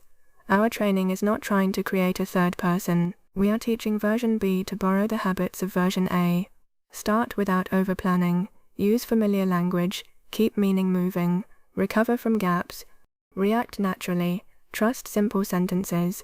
The more often you rehearse those behaviors under mild pressure, the more likely they are to appear when another person is actually there, and eventually, the gap begins to close. Chapter 9: How to transfer your solo English into real conversations. At some point, practice has to meet a real person. You can build excellent habits alone, but conversation contains something no recording can fully reproduce, another mind. The other person can surprise you. They may use a word you did not expect. They may answer your question with a question. They may interrupt. They may speak faster than you prefer. They may have an unfamiliar accent. They may tell a joke you do not understand. They may suddenly change the topic from work to family, to football, to whether pineapple belongs on pizza, and now your carefully prepared vocabulary about office meetings is standing in the corner feeling useless. This unpredictability is not a problem with conversation. It is conversation. So your next goal is not to control the conversation. Your goal is to remain functional when you do not control it. That is a very different skill. A nervous learner often enters a conversation with an invisible script. They hope the other person will ask predictable questions. What is your name? Where are you from? What do you do? Everything is fine. Then the person asks, what made you choose that career? Suddenly the script catches fire. You need flexibility. The first way to build flexibility is to stop preparing answers and start preparing topics. If you know you are going to meet new people, do not memorize a paragraph about yourself. Prepare a small language map. For work, what you do, how long you have done it, what you like about it, what is difficult, what you want to do next. For your city, where it is, what you like, what you dislike, what visitors should see, how it has changed. For English, why you learn it, what is difficult, how you practice, what progress you have noticed, what you want to improve. Now if the question changes, you still have language around the topic. This is much more flexible than one memorized answer. The second method is the safe opening. When you enter a real English situation, your first goal should not be to impress anyone. Your first goal should be to get your mouth moving. Use easy language early. If you are at an event, say, "Hi, how do you know everyone here? Have you been to this event before? What brings you here?" If you are speaking to a colleague, "How's your day going? Are you working on the same project today? Was the meeting as long as you expected?" If you are in an online conversation group, "Where's everyone joining from? How long have you been learning English? What do you usually struggle with when you speak?" Simple openings are useful because your nervous system gets a warm-up. The first 30 seconds of a conversation can feel much harder than the 5th minute. Once your brain sees that communication is happening, tension often drops. So do not begin with the most difficult idea you can think of. Warm up. Athletes warm up, musicians warm up. English speakers can warm up too. The third method is to become good at asking questions. This is one of the most underrated fluency skills. Some learners think fluent speaking means talking continuously about themselves. No, a good conversationalist shares the speaking load. If you can ask natural follow-up questions, the interaction becomes much easier. Learn a few flexible question patterns. How did you get into that? What do you like about it? How long have you been doing that? What made you decide to? What was that like? Would you do it again? What happened after that? Do you think that will change? Why do you say that? How does that work? These questions can keep dozens of conversations alive, and while the other person answers, you get two benefits. First, you have time to breathe. Second, you receive vocabulary and ideas you can use in your response. Suppose someone says, "I started working remotely last year. At first I loved it, but now I miss being around people." You can recycle their language. "Yeah, I can understand that. I like working remotely too, but I think I'd also miss having people around all day." This is natural conversation. You do not have to generate everything from zero. Listen to the language the other person gives you. Use it. The fourth method is to lower the stakes intentionally. Not every English conversation needs to be meaningful. Actually, low-stakes conversations are some of the best training. Ask a simple question at a hotel. Make a small comment in an online group. Speak briefly with a colleague. Join a short conversation rather than waiting for a 1-hour speaking session. Why? Because your brain needs volume. It needs many examples of, "I spoke English. It was imperfect. Nothing terrible happened. We communicated." One successful 2-minute conversation may teach your nervous system more than an hour of thinking about confidence. Collect small wins. Do not wait only for dramatic opportunities. The fifth method is to use a mission.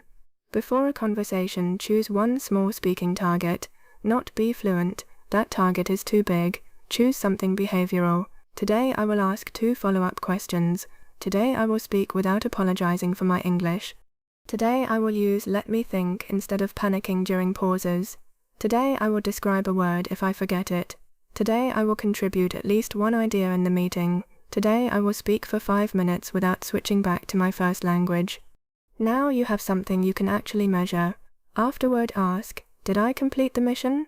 Even if the conversation contained mistakes, you may still have succeeded. This builds a much healthier relationship with progress. The sixth method is to prepare recovery language before high-pressure situations. If you have a meeting, interview, presentation, class, or important call, decide in advance what you will say if something goes wrong. If you do not understand, could you repeat the last part? If you need time, let me think about that for a moment. If you want clarification, just to make sure I understand, are you asking? If you lose your sentence, let me rephrase that. If you forget a word, I can't remember the exact term, but what I mean is. If you make an important factual mistake, "Sorry, let me correct that." These phrases act like handrails. You may never need some of them, but knowing they are available reduces fear. A lot of anxiety comes from thinking, "What if something goes wrong?" Recovery language answers, "Then I will do this." Now the situation feels less dangerous. The seventh method is to stop hiding your level. Some learners spend enormous energy trying to prevent others from discovering that English is not their first language. This is impossible approximately 3 seconds after you begin speaking, and that is fine. You are learning or using an additional language. That is not a scandal. If necessary, you can say, "English isn't my first language, so I may need a second sometimes." Or, "I'm still improving my English, so please tell me if something isn't clear." You do not have to announce this in every conversation like a legal disclaimer, but in some situations naming it can remove pressure. You no longer feel that you are secretly trying to pass as someone with perfect English. Now you can focus on communication. The eighth method is to stay in English 1 sentence longer. This is especially useful if you often switch to your first language when you get stuck. Suppose you are talking with someone who shares your language. You begin in English, then you forget one word. Immediately you switch languages. Your brain learns. Difficulty means escape. Instead, stay in English 1 sentence longer. Describe the word.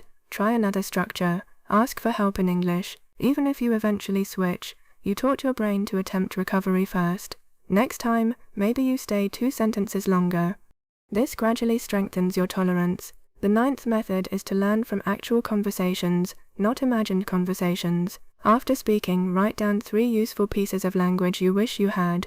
Maybe someone asked, "What do you do outside of work?" You struggled. Later you prepare. "Outside of work, I spend a lot of time with my family. I've recently started going to the gym. I'm usually pretty tired after work, so my evenings are quiet. Next time that topic appears, you are stronger. This is personalized vocabulary building. Instead of memorizing random phrases from a list called 1000 Advanced English Expressions You Must Know Before Breakfast, you learn language your real life demands, that language is more likely to return. The 10th method is repeated situations. If possible, speak in the same type of context regularly. Attend the same conversation group, speak to the same colleague, join the same online community. Why can repetition help? Because some variables become familiar. You know the people, you understand the format. You recognize common topics. With less environmental uncertainty, your brain can focus more on language. Then as confidence grows, expand to new situations. Do not confuse comfort with failure. A familiar setting can be a training ground. Now let us discuss what happens when the other person speaks very fast. First, do not try to become equally fast. Their speed does not set your required speed. You can respond at your pace. Second, listen for the core message. Third, if necessary, ask them to repeat or slow down. Sorry, could you say that a little more slowly? There is no medal for pretending. Fourth, use confirmation. So you mean the deadline has moved to Friday? This checks understanding and gives you speaking material.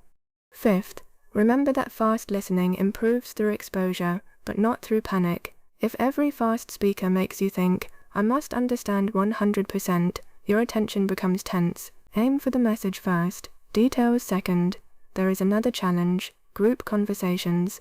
Groups are harder because turn-taking moves quickly. You may finally prepare a sentence and someone else begins speaking, then you wait, then the topic changes.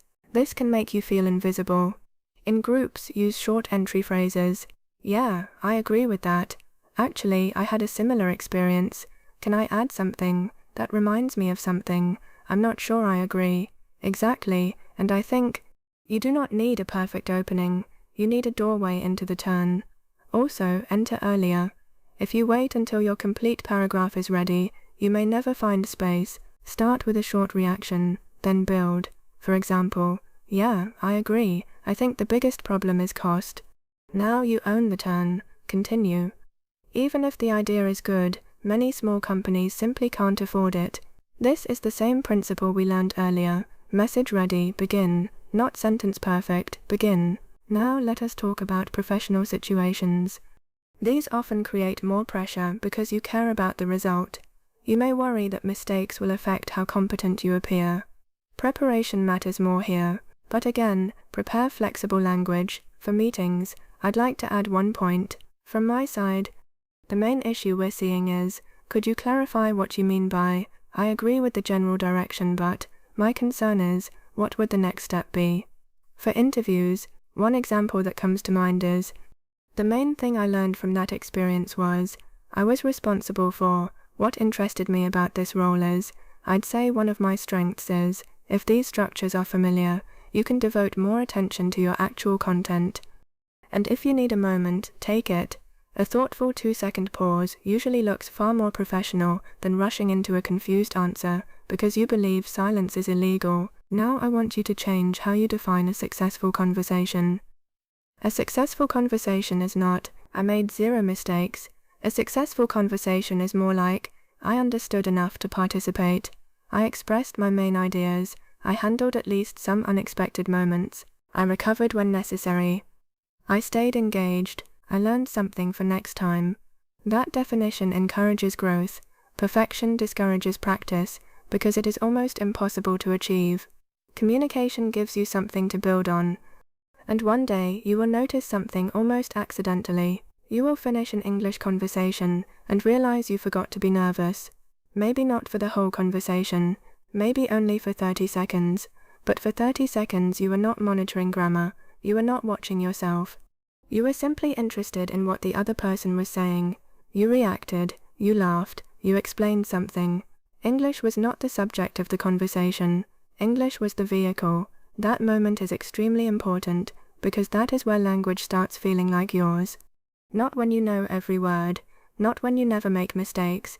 When English becomes something you use to reach another person, that is the transfer we want. Chapter 10. Build the kind of confidence that still works when you feel nervous. We have reached the most important point. You do not need to become a person who never feels nervous speaking English.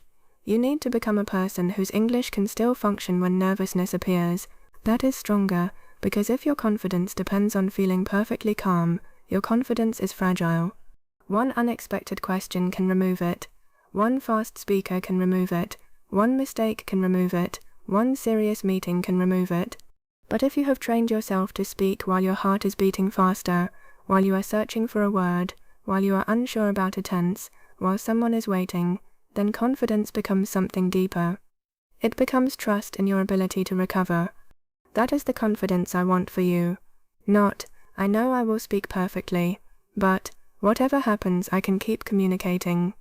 Think about how different those beliefs feel. I must speak perfectly creates pressure before the conversation begins.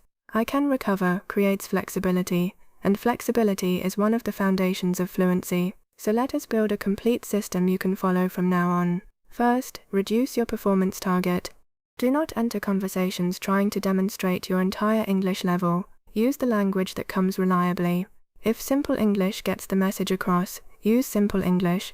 Your vocabulary will naturally expand as stronger language becomes automatic. Second, train starts. Answer questions within 2 or 3 seconds. You are not trying to finish quickly. You are teaching yourself not to spend 10 seconds in silent perfectionism before every answer. Third, build chunks. Collect useful phrases from your actual life, not 500 at once. 20. Then another 20. Use them repeatedly until they become fast. Fourth, practice paraphrasing. Every week, describe common words without saying them. Train alternative routes. Make vocabulary gaps less frightening. Fifth, practice repair.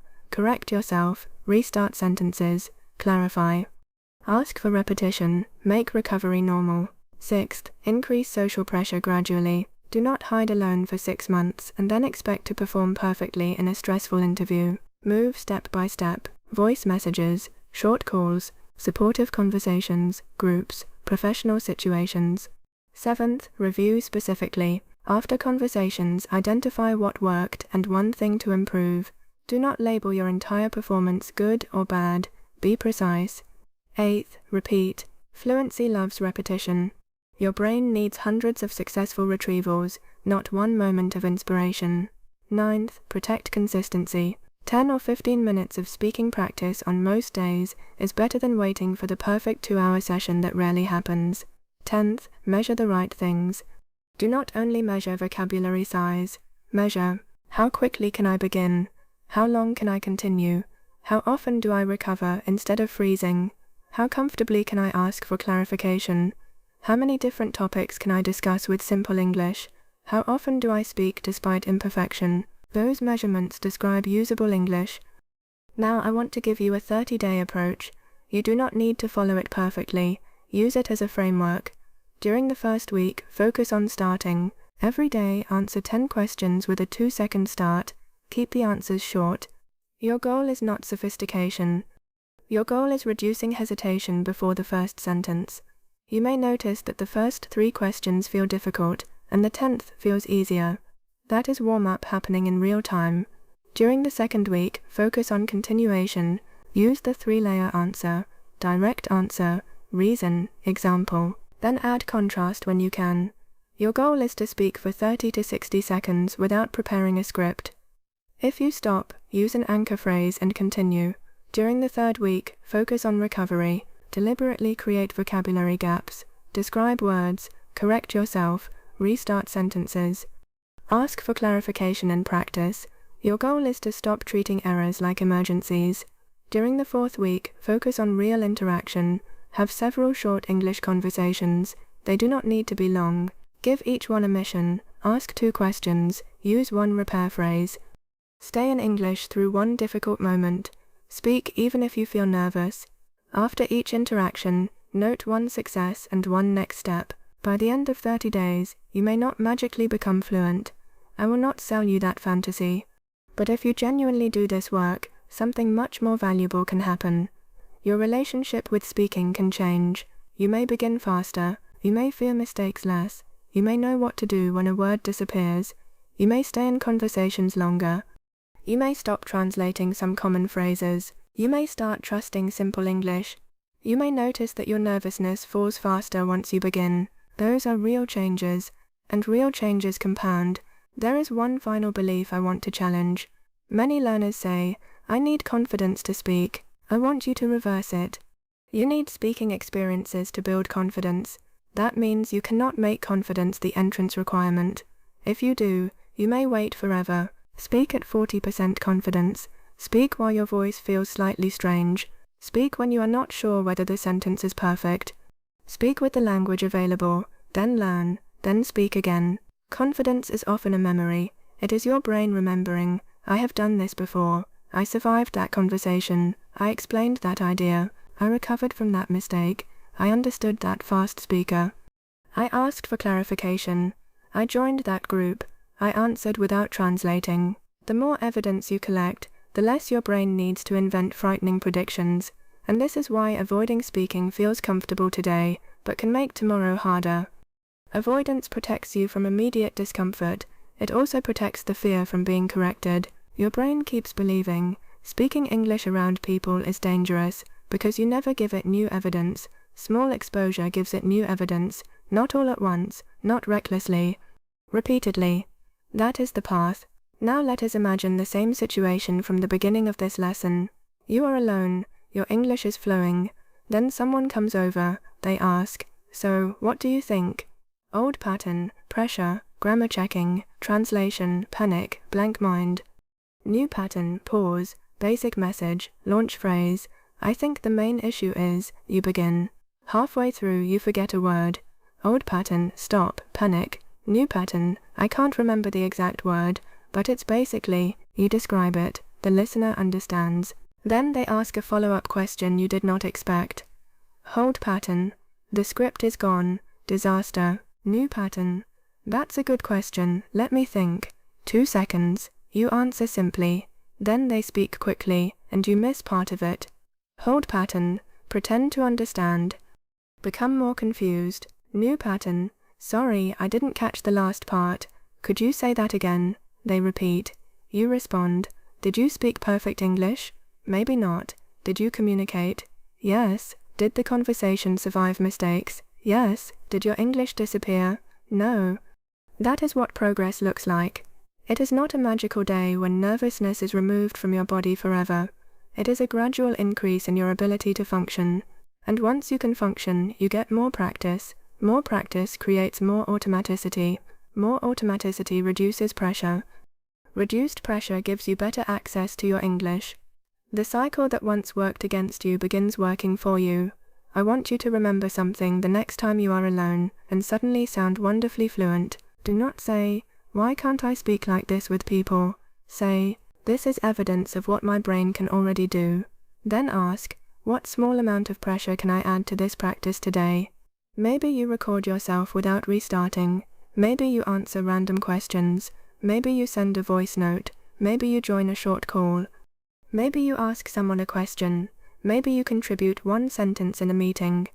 Build the bridge. Your alone English and your people English do not have to remain two different worlds. They can become one skill. And please do not underestimate the power of ordinary conversations. You do not need to deliver a speech at the United Nations to prove your English works. A 5-minute conversation where you stay present is valuable. A short voice message you send without recording 7 versions is valuable. One question you answer without translating every word is valuable. One moment where you forget vocabulary and describe it instead is valuable. One meeting where you say, "Can I add something?" is valuable. One conversation where you notice a mistake and continue anyway is valuable. Those are repetitions. Repetitions become habits. Habits become automatic. Automatic language feels like fluency. This is also why comparison can be so destructive. You hear someone speak quickly and naturally. You think, I want to speak like that. You do not see their history. Maybe they have used English every day for 10 years. Maybe they work in English. Maybe they have had thousands of uncomfortable conversations. Maybe they still make mistakes you do not notice. Compare yourself to your own access. Could you answer faster this month than last month? Can you recover more easily? Can you speak about more topics? Can you stay calm after a mistake? Can you understand the main idea more reliably?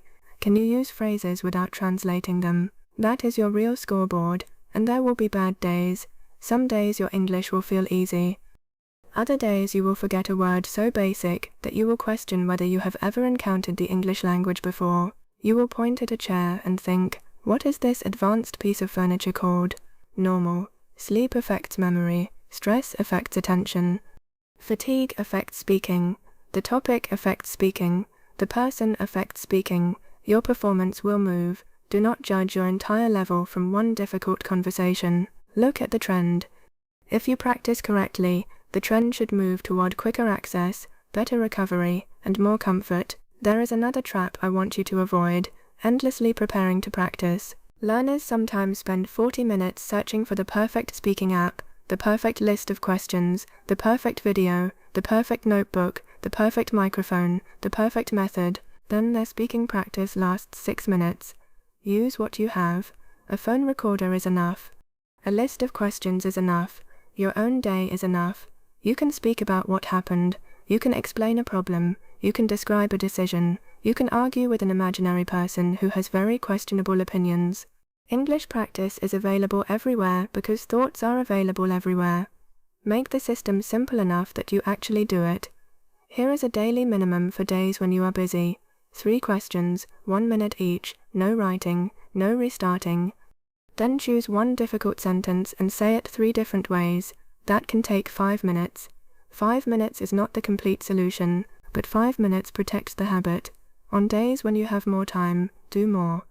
Consistency keeps English close to the door of your mental warehouse.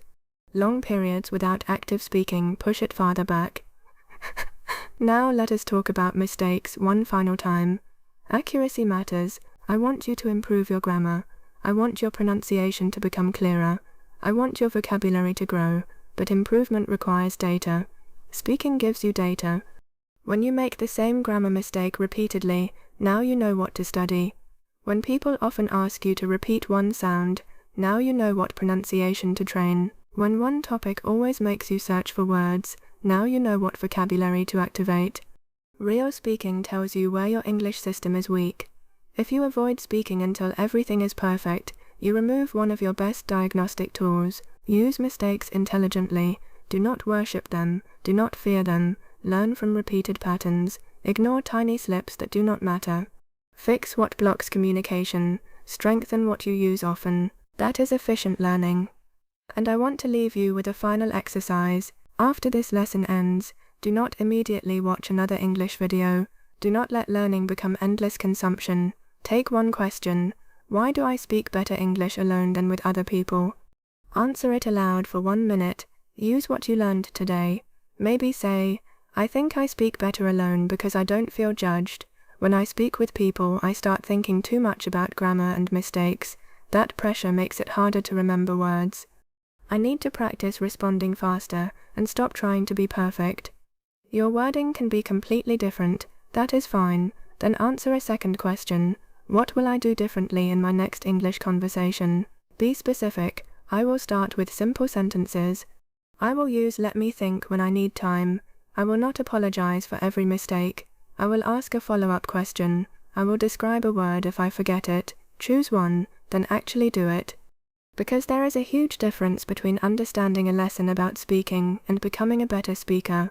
The difference is use. You already know more English than your nervous conversations are showing. You have evidence. You hear it when you are alone. You hear it when you talk to yourself. You hear it when you record a relaxed voice message. You hear it when the pressure is gone. So stop treating that fluent version of yourself as a fantasy. It is a capacity. Now train access to that capacity in harder conditions.